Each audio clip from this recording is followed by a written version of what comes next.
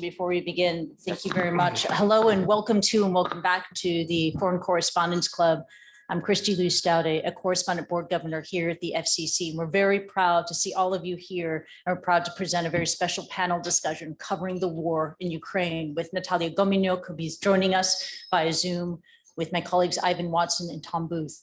It wasn't that long ago when in the CNN newsroom, our Asia Pacific production center is based here in Hong Kong, I found myself staring at the TV screen. And it was this extraordinary live report by Ivan and by Tom on board a moving evacuation train inside Ukraine. And they were surrounded by the internally displaced, by Ukrainian refugees who were fleeing the violence as a result of the full-scale assault and invasion by Russia. It was an extraordinary report.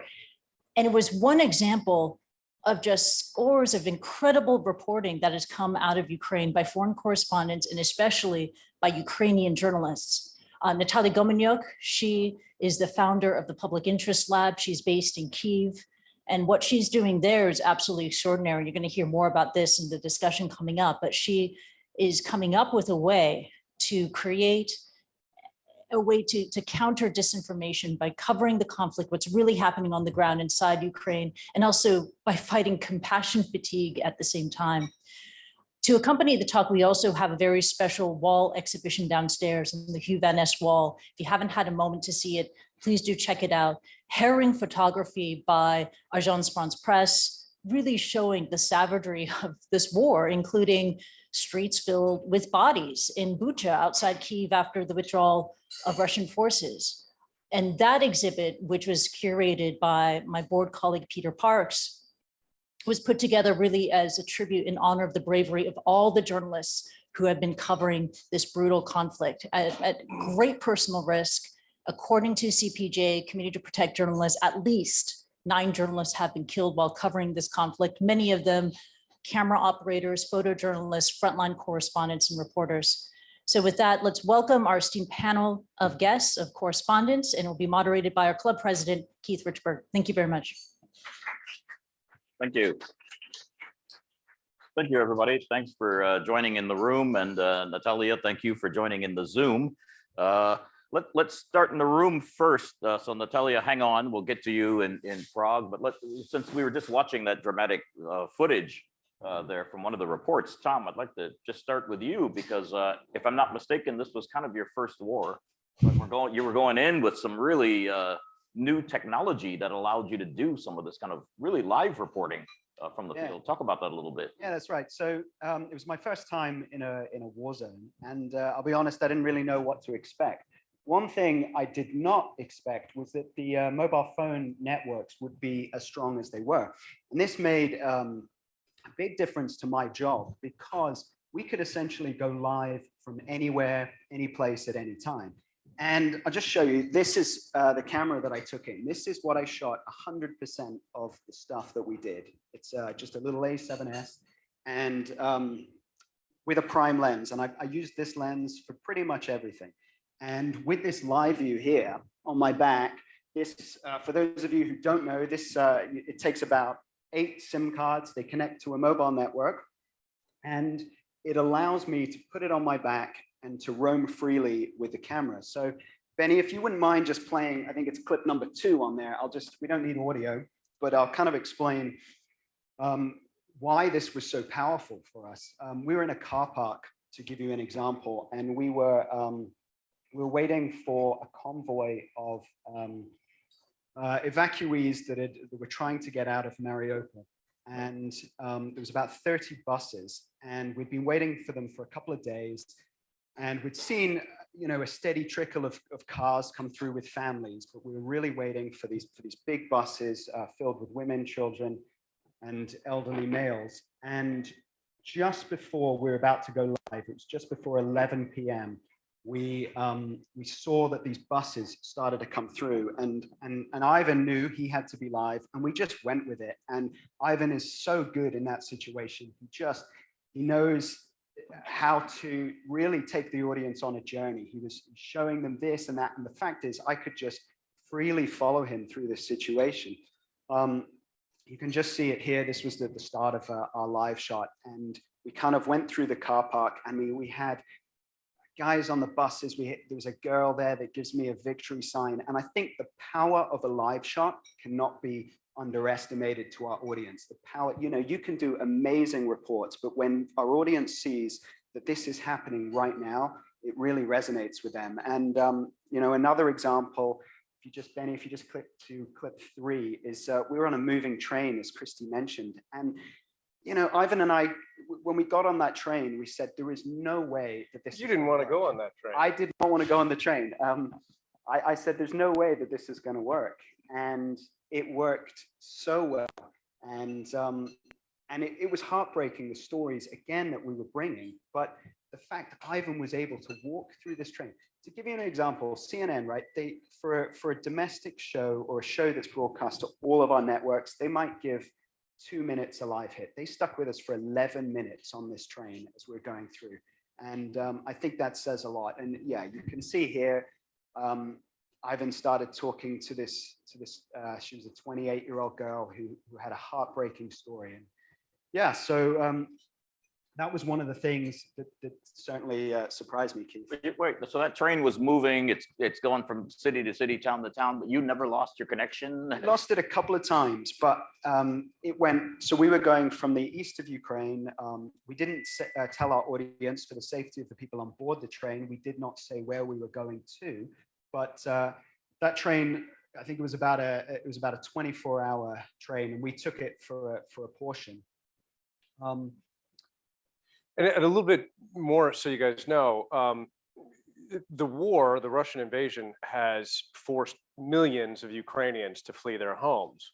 So what we saw here were, I think, thousands of Ukrainians had boarded this train, and they're all allowed to ride for free to just get somewhere in the west of the country that's safer. And so they're all fleeing their homes. They're maybe bringing a cat with them, their kids. They're maybe leaving behind grandparents or husbands who are staying at their homes or in Russian occupied areas.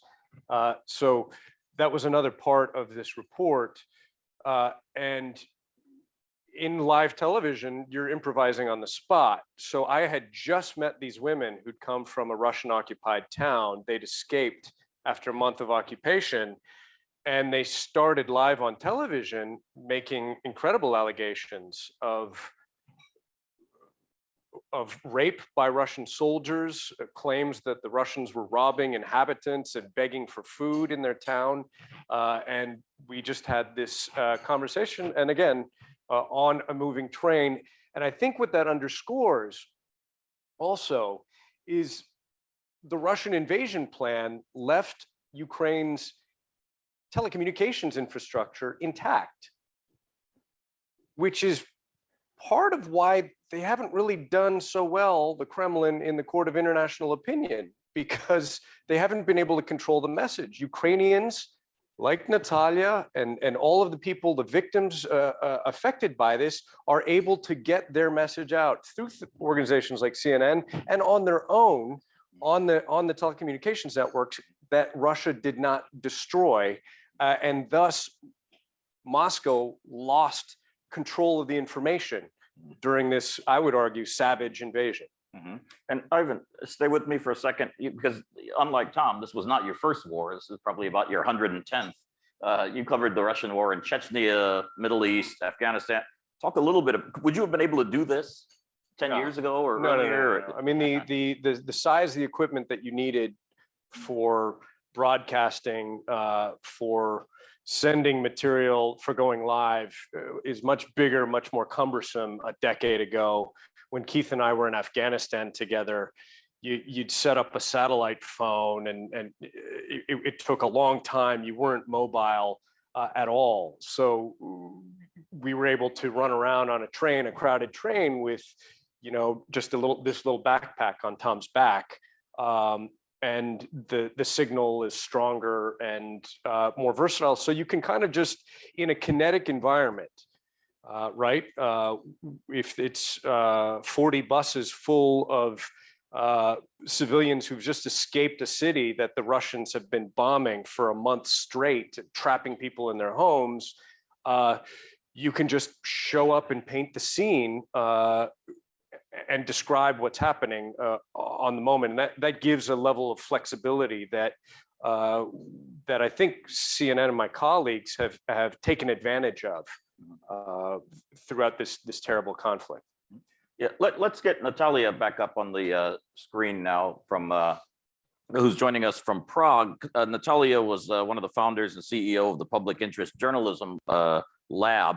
Nataliya, talk about it from the perspective of good to see you again, by the way. We met in Donbass years ago. Talk to me from the perspective of a Ukrainian journalist, but you've got different challenges because you guys are covering a war going on in your home country, in your own cities and towns. And I suppose you also have family members, et cetera, who are either fighting or have become refugees. So talk a little bit about the challenges and how you cover this war. Hi, good to join the discussion. Of course, the challenge on our shoulders is heavier, I would say this way. Of course, the journalists, including myself, for instance, now I'm giving you an example. We're now running the project on documenting with my organization, the war crimes and possible crimes against humanity, and just making a team together. I decided to gather like quite a senior reporters from all over the country who are defined by their professionalism, not from where they are or from how grave a situation is there. But my reporters in Kharkiv, Chernihiv, Irpin, and Severodonetsk had lost their houses because of the shelling. So they needed to move. They go on working. Two of my reporters who are quite senior, one in Kherson, needed to, of course, escape the occupation. She was too high profile. Another one in Kakhovka was himself detained for 8 days in early March, but able to escape. In Kyiv team, one of our videographers spent 2 weeks in Bucha's basement, and then we were able to bring him. And I'm not even speaking like about small things, another one's house had been looted in the Kyiv neighborhoods. And a lot of people needed to relocate their families. So of course, it's something which is on top of your mind, in addition to anything. But we're really trying to do, everything we can. And the biggest difference for me is I'm in my heart a TV reporter. I know what does mean be live or do 24/7 television. I don't do any more like idea. I go there to make a package. Where I go somewhere, my task is usually to find that story, whether I would be really, really able to help the people, to tell the story that would save somebody's life, or maybe would inform about the problem, which is not very much known, so government or anybody or volunteers would fix it. That is the kind of mindset you have. But adding something on top of what I hear, I think it's quite interesting. What differs Ukraine? I myself reported the foreign conflicts, but possible to do what we do is also possible because Ukraine is actually a democratic state. We have this idea that usually wars are fought in places where there is authoritarian government. And I worked in Belarus and Russia, and I know very well a couple of years ago, how does it mean that the government shut down the internet connection and you couldn't do anything with that. What was happening in Ukraine was not an accident. I know a lot of telecommunication people who were, repairing all those networks under shelling. There is a deal between the Ukrainian companies, mobile networks, which are private, very rich companies, as anywhere globally, which agreed they work. So, for instance, if one company's station is shelled, another's company can fix it if it's just closer to the place.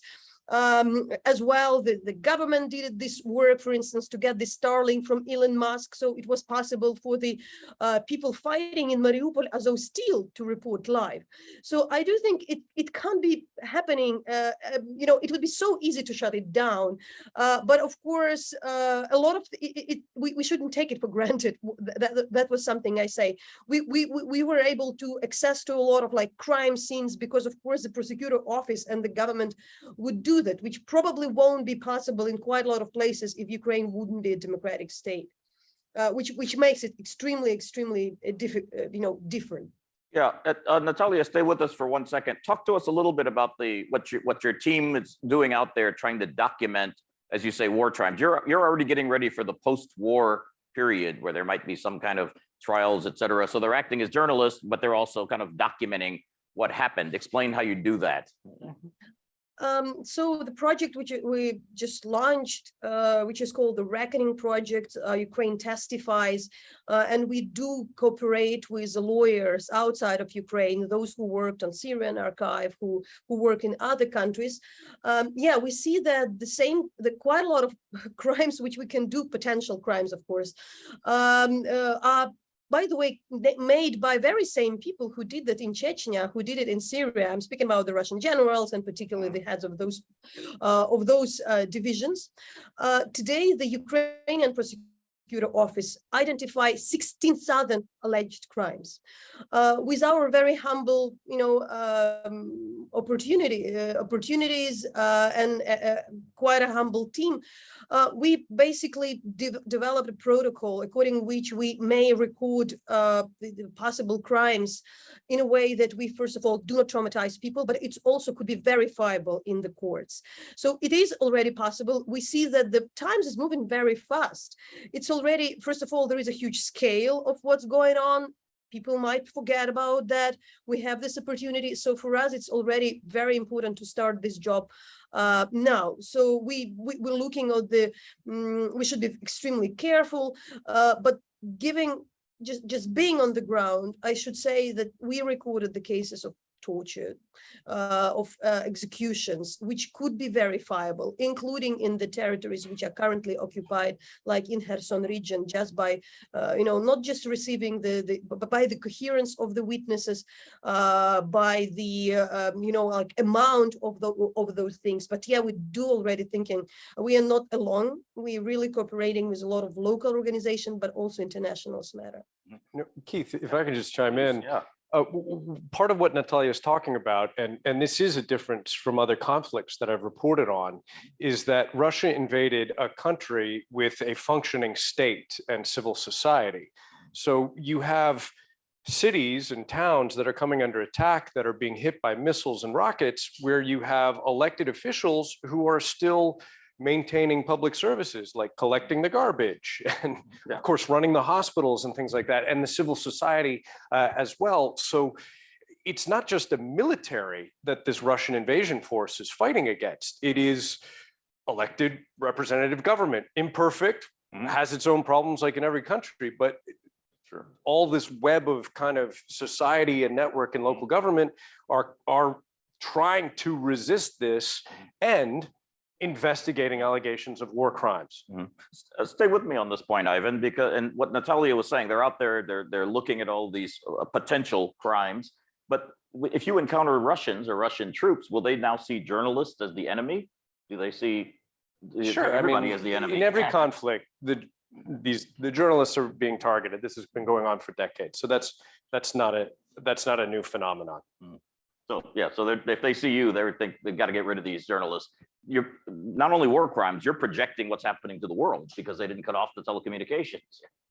Yeah, and as always, sadly, in the beginning of a conflict, there's massive interest in the beginning. The challenge is how to maintain the interest of the international community months down the road, and that's one of the challenges that the news organizations have, and I would argue a kind of responsibility as consumers of information as well. To people are still suffering, and it's awful. Yeah, Tom, let me bring you in here for one question. I'm still amazed that you shot everything on that little camera. I mean, the old TV shows show the cameramen with the big thing on their shoulder and a sound person running behind them, et cetera. But one thing I wanted to ask, he would look a lot cooler with that. He'd look a lot cooler with that thing on his shoulder. But one thing I want to ask you is there anything you would not shoot? Is there anything that's too graphic or too gory, or that CNN would say, don't shoot that? I mean, I was thinking about that when you were showing that. Yeah, it's a good question. So we went into a hospital which was filled with a lot of injured soldiers, and it was very, very graphic, and we had to make decisions of how we were going to film this and really how we were going to tell the story. There was one ward that we went into, which most of the men, they weren't even conscious, with very horrific injuries. So my shooting style, what I try to do is I try and film it in a way that I can use certain hospital apparatus to kind of disguise certain things. But we did have a moment where it was a woman, and as Ivan was speaking, she just bolted upright, and I had to turn. I mean, it was a huge moment, and I had to turn the camera. And so, you know, and then we have a discussion when we get back to the hotel. We look at the footage and we say, right, what do the viewers need to see? What is too much? How can we tell the story without and still being impactful and powerful without showing too much? You know, and that night it was a big debate, wasn't it? Yeah, there was a lot of these soldiers had amputations, were very much in critical condition, in comas. I was introduced by the head doctor to one soldier who'd been in a coma for nearly 2 weeks and had awoken badly injured. He's looking at, and he had a tracheotomy, so he couldn't speak. And this was probably a moment that sticks out for me in my career, because he and I communicated with hand gestures, and then he started writing in my notebook, my reporter's notebook. I would ask him a question, do you have children? And he was kind of scrawling with his left hand. I think he was right-handed. And it was very, very powerful to communicate with this man. And he wanted to communicate. And I asked him, is this okay to interview? Is it okay to show your face? And he nodded and he did all that. And then after we left, the deputy head of the hospital said, you can't show him. But his boss said, you can show him. So there was some real confusion. We had to make some phone calls afterwards. And ultimately, we were told that his family had yet to be informed about his condition, that he'd been wounded, that he was in this terrible state. And at that point, Tom digitally blurred his face so that his family wouldn't find out, you know, in a terrible way without preparation about what had happened to him. And so that's an example of one of the kind of ethical discussions that we go through with something like this. And it's something I don't necessarily like to have the screen covered in blurs. I think we owe the audience more than that, but at the same time, you know, we're broadcast all over the place, and you can put a graphic warning on something, but you don't know. There might be someone might have CNN on in an airport. They might have CNN on with their kids, and so you do have to be careful of how much you can show, and also what's the purpose of showing too much? You know, can you get the point across without showing something that's not too graphic? Let me, Nataliya, let me ask you, how do you draw the line, or do you draw the line? Do you show everything, or do you want your team to show and record everything, or are there some things you think should not be shown to the public because they're too traumatic or too graphic?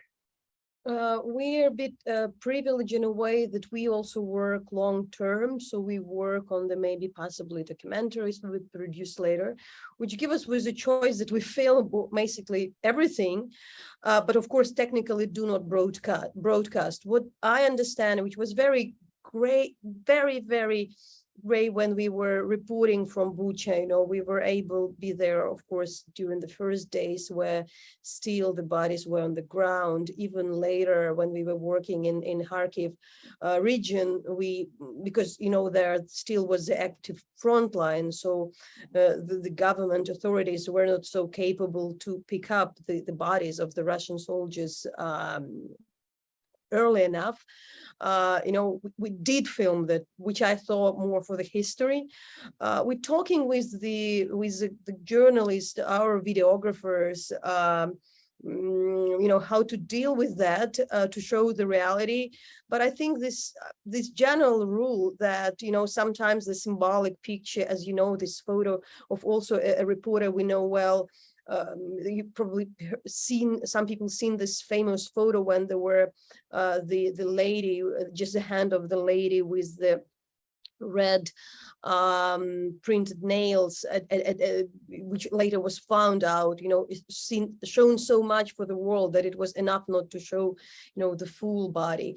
Of course, there are also the question about the soldiers is probably the biggest important thing, that of course the Ukrainian authorities are pretty reluctant to tell their number. I won't say that we are really pushing them very hard, but at this point, it's possible to speak about the deaths of the military. In every village I was, it would be possible to go to the cemetery and to count the graves, and to show that. So for instance, for me, the picture, which was not graphic but really shocking, we've been to the village, not to the village, in the area near Kharkiv. Usually when the soldiers are dying, there would be the Ukrainian flag on top or near the grave, and there was like the full cemetery of those flags, and it's such a powerful image. Or for instance, in Okhtyrka, it's also another town on the edge of close to the Russian border, where there were just 27 unknown graves they were not locals, that probably were either soldiers or some other people. So because usually in the town people know who are those people, and you see this image, and that's powerful enough not to show the details. We probably which won't speak to the audience, which would be against both the ethical standards, but also the way how the human organism works, not to accept those horrible pictures. Sure. Tom, But I should say, like, respect to the people we've shown is the most important thing. That's the main criteria for us, whether the person is crying, whether we're speaking to somebody who is talking to us. That's the most important way. Thank you, Nataliya. That's exactly the question I was going to ask Tom just now. When you're the video guy, you're putting a camera in the face of people who've gone through unthinkable trauma. But how do you manage that? Yeah, I mean, that's one of the reasons I like filming with this. I have a couple of techniques. When we're filming families, when I'm filming kids, I don't like to sort of become one with the camera. I don't want to hold it up here. I want to maintain eye contact. And so, for example, I might go, if we're in a shelter and there's a bunch of kids, I'll go sit with them and play with them, interact, throw a ball, and I'm holding the camera rolling, and I might do that for 3 or 4 minutes, and it might be for a 15-second shot, but it's that shot when that child looks into the camera. The other thing I do is completely opposite. I'll be in a room on a slightly longer lens. I'll put the camera on the sticks, and I'll just compose my shot, and I'll walk away. I'll have a conversation with our producer, and again, when people, you certainly don't want to put that camera right in their face all of the time. And by doing that, you get a little bit more natural kind of interactions. There's also, we were in a children's, it was a hospital, and we were there to film a certain child, and she'd been shot in the face. And when we went to film her parents, her mother had agreed to it, the doctors had agreed to it, but just as we arrived, there was an air raid siren. So all of us, including all these kids, we ended up in the bunker in the basement.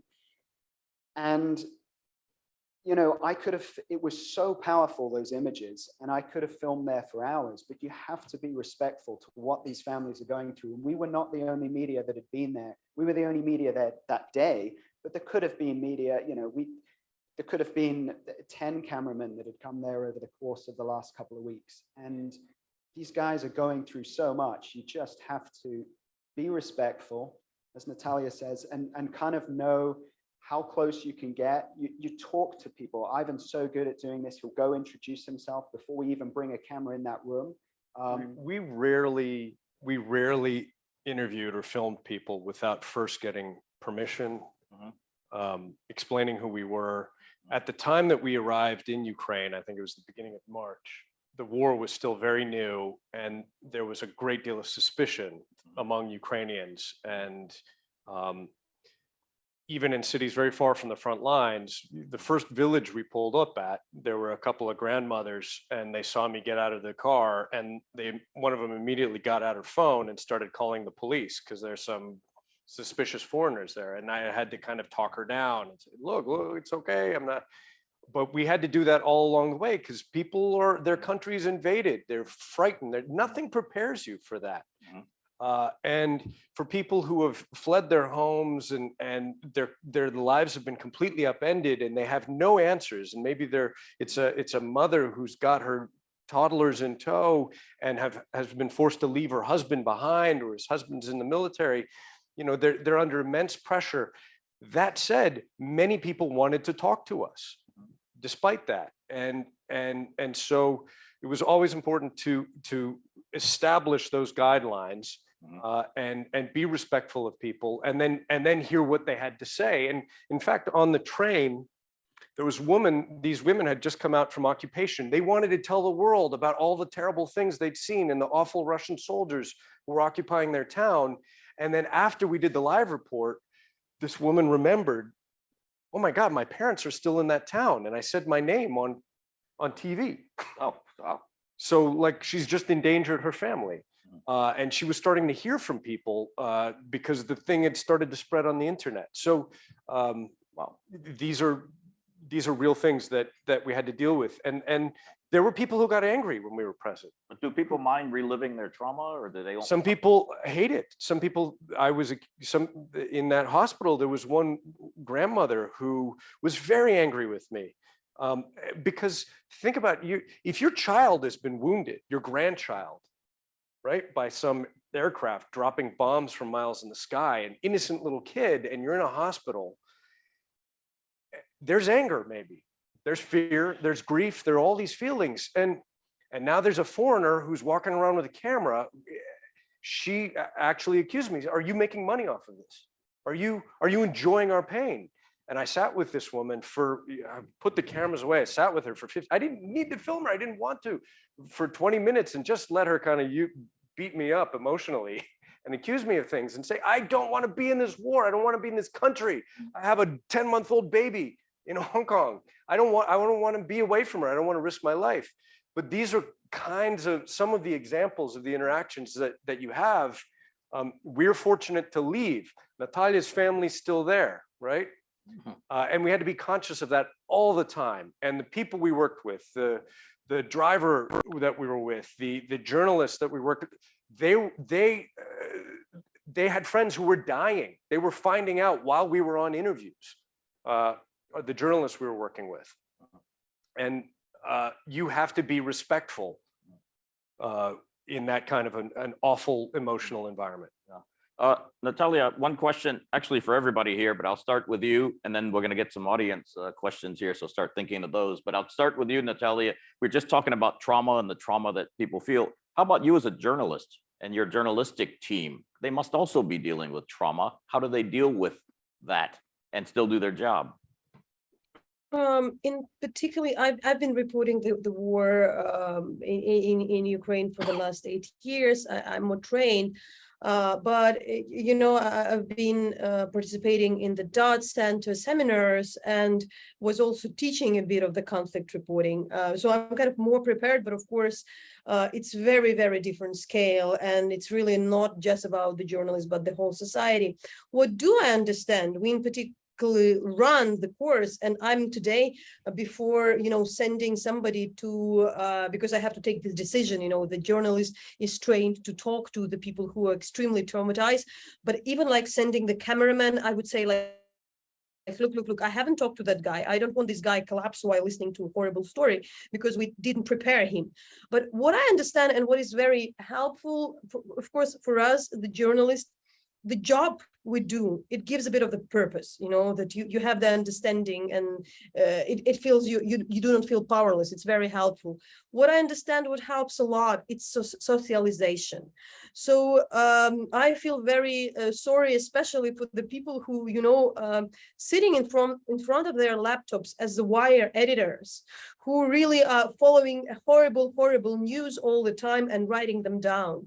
Being on the ground and talking to the people is probably the most inspirational thing for me.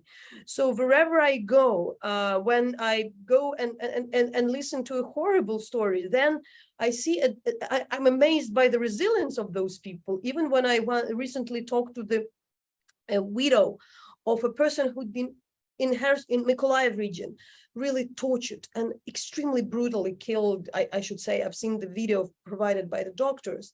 You know, her strength and kind of her resilience is in the end is like made me amazed that, you know, like if she can do that, you know, I should do that.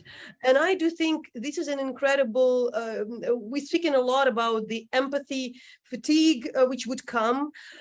My idea is, as a reporter, as also a correspondent who covered another conflicts, knowing how easily society could be also traumatized, don't want to get this horrible news, that we're working in the field of this empathy fatigue. You cannot show too much sorrow. And my answer is, Ukraine provides so much of the inspirational stories. You can't be tired by being inspired. And inspirational is not about fluffy stories, you know, about kittens. It's about the ordinary people and incredible people doing incredible things in such a horrible situation. And that really helps. So it helps to keep your job operational, but it also emotionally get you out of these, you know, horrors of the war. And I'm trying to, you know, orient my team and myself into this, you know, to bring a bit of those thinking to looking at those examples. Hey, Nataliya, one thing that really surprised me when I got to Ukraine, I don't know if this system is still operating now, but learning that basically most of the Ukrainian television channels, once the Russians invaded, they united to make one broadcast and shared their resources and broadcast capabilities. So there was just one, all of them shared one news feed of the war, which I thought was an incredible sense of solidarity and kind of collective action from all of these different TV channels. Yeah, I just should say it's not really just like one opinion. There are, for instance, 3 hours this channel prepares and 6 hours the anchors of another channel are there.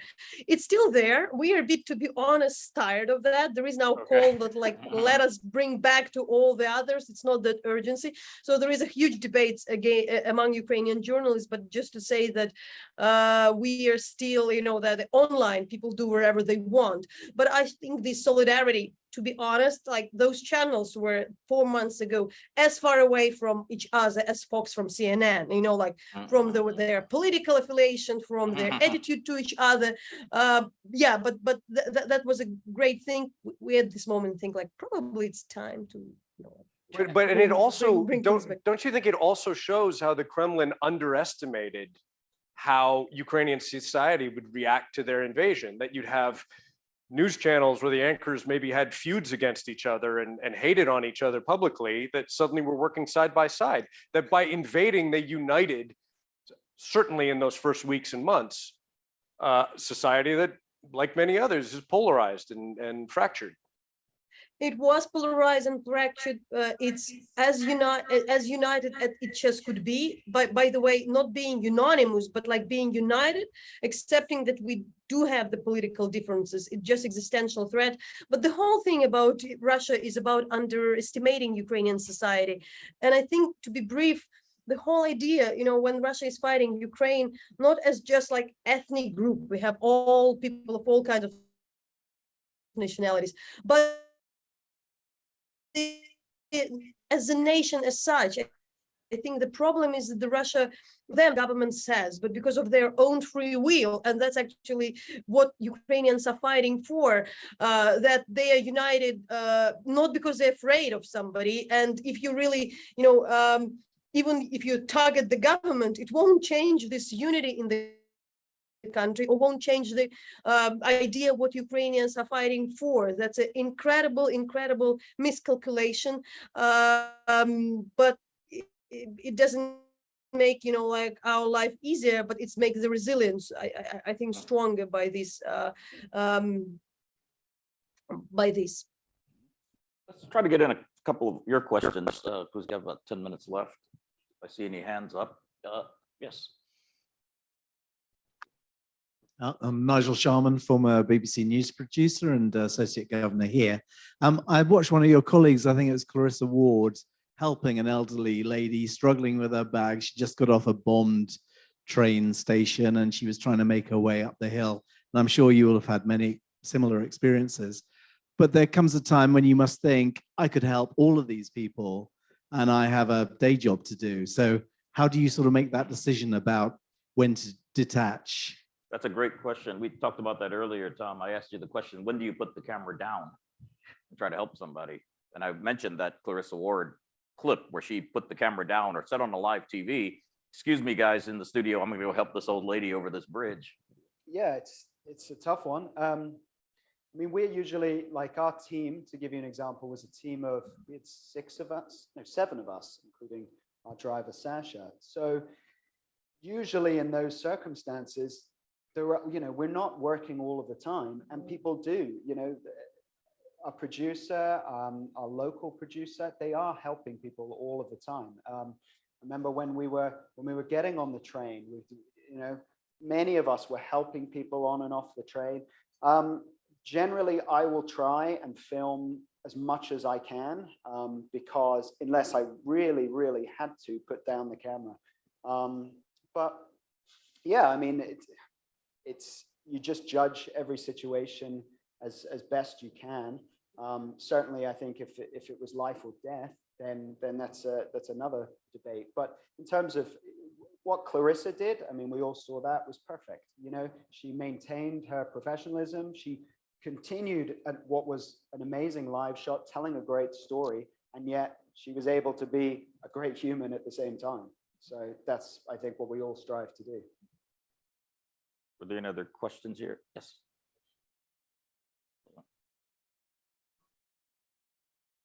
Houghton, Leo member here.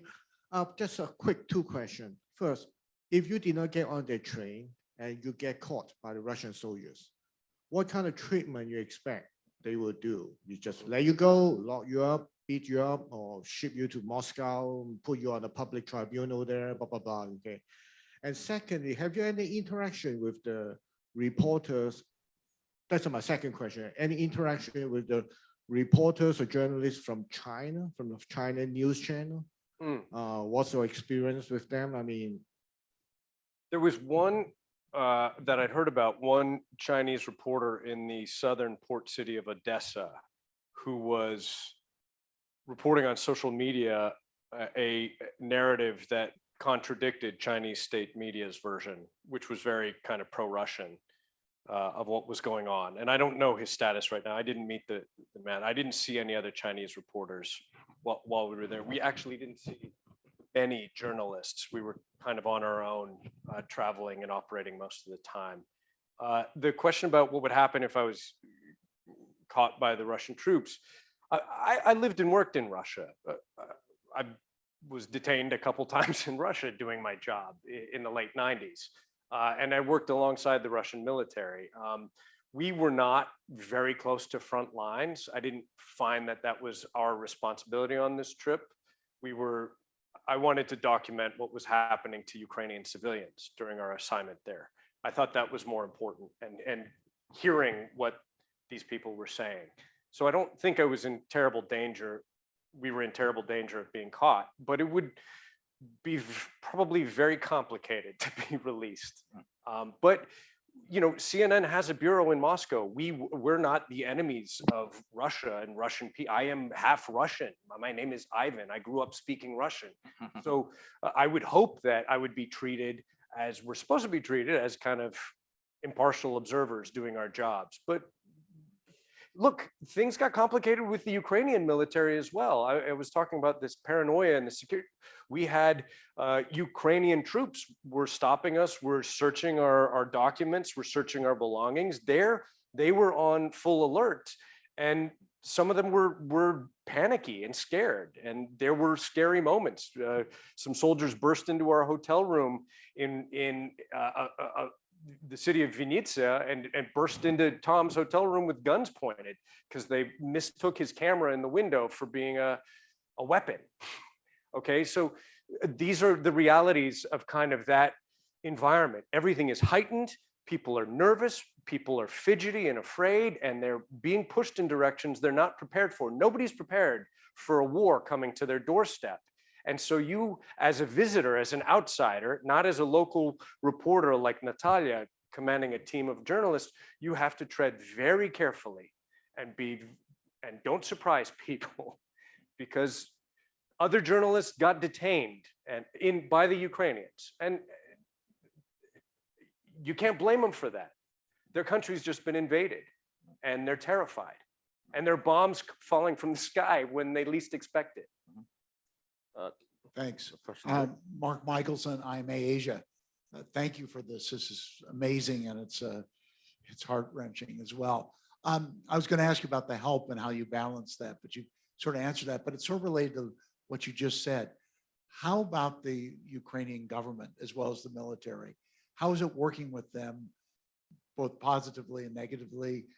Are they hindering? Do you help them at times? Are you furthering some of their objectives, but at the same time trying to maintain your ethical principles and all that kind of thing? They have a story, they have a narrative, right? You have to be conscious that not everything that is claimed is fact, right? And we have journalistic principles.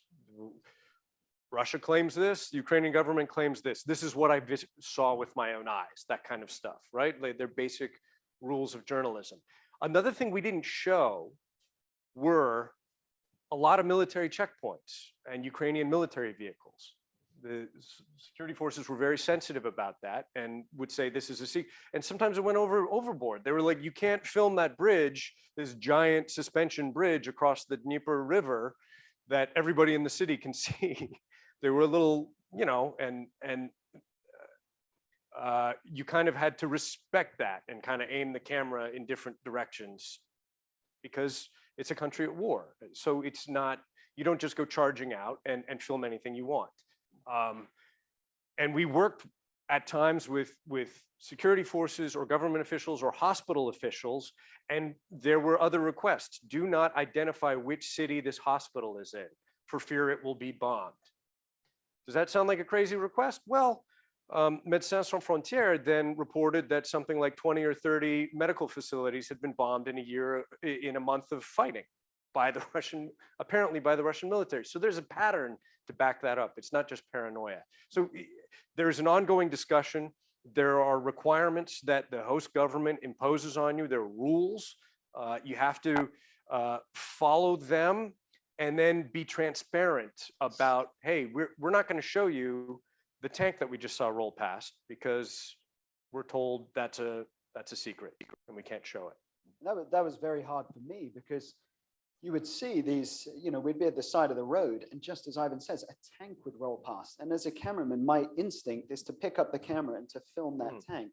Or Ukrainians digging trenches. Exactly. Yeah, right. Or remember when we got off, we were at this train platform, and there was a number of soldiers that they said to me that they were going to break my camera and in not such nice words, beat me up. And I had to be the translator all the time. So when this grizzled kind of guy in camouflage is saying goodbye to his family, who's getting on the train and swears at Tom in Russian, mind you, we were in Russian-speaking parts of Ukraine.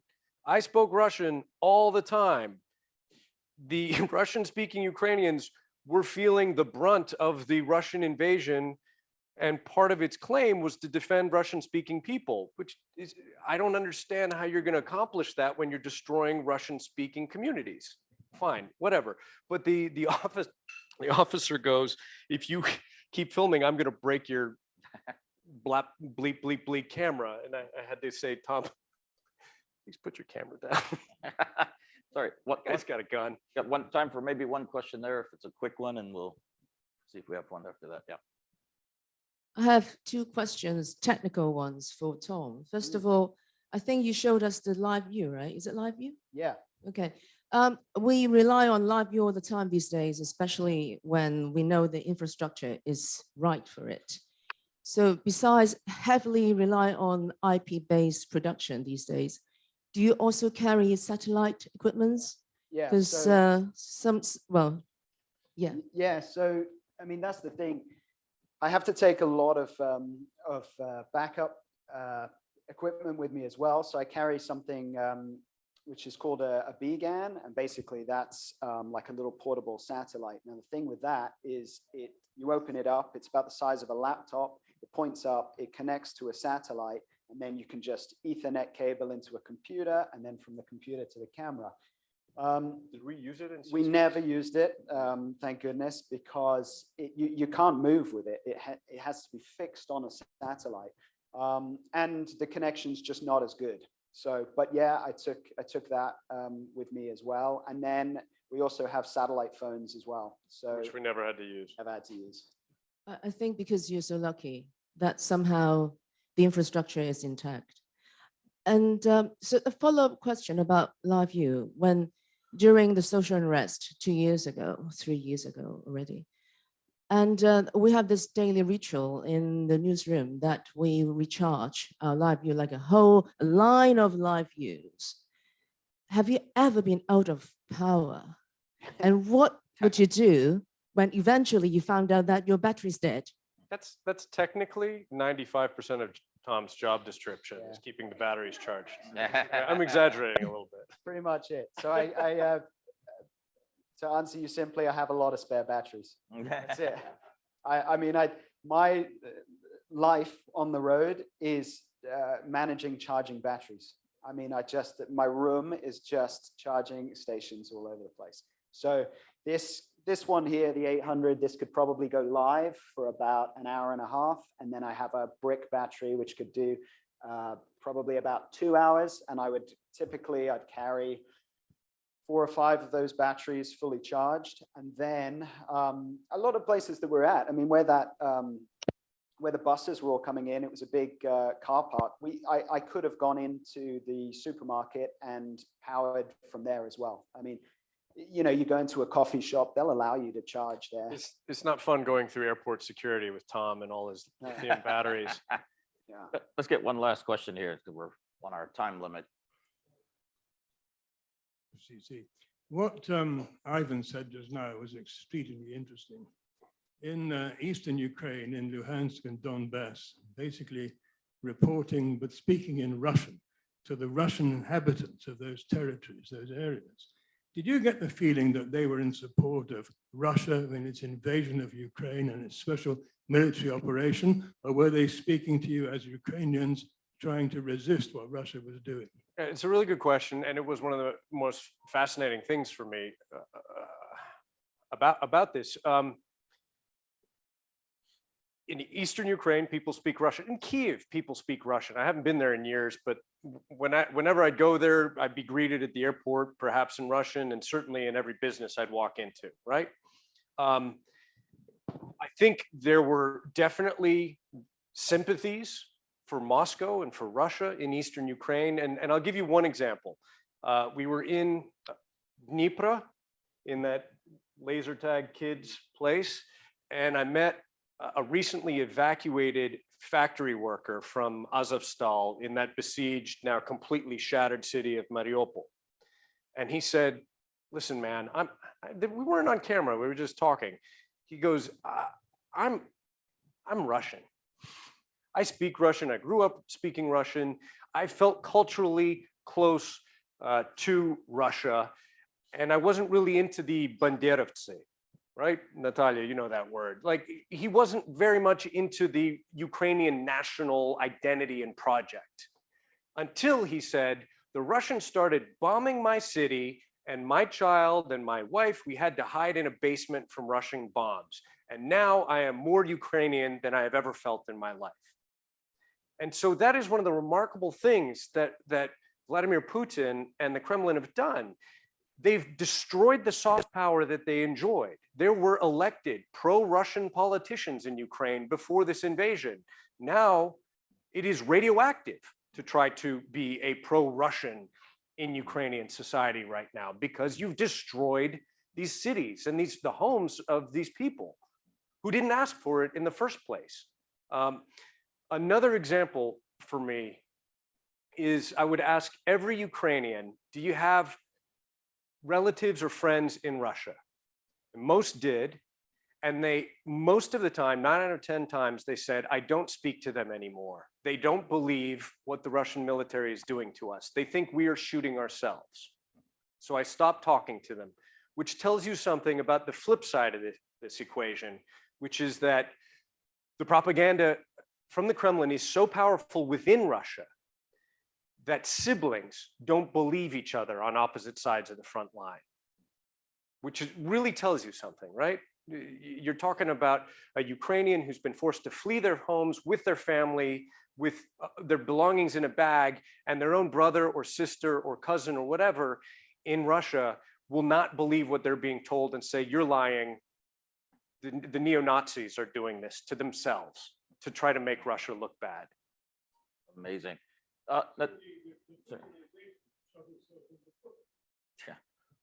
On the one hand, yeah, they've alienated Ukrainians who felt ethnically, culturally close to Russia, business ties, whatever. But what I'm trying to argue on the other side of that is that there are people that have blood relatives that are direct victims of this conflict in Ukraine who were in Russia who didn't believe that their own relatives were victims of Russian aggression. Do you understand? Like, that's the level of, and this is just Ukrainians who are telling this to me over and over and over again and saying, I refuse to talk to my sister anymore or my sister's husband because they won't believe that we are now refugees due to the Russian siege of Mariupol.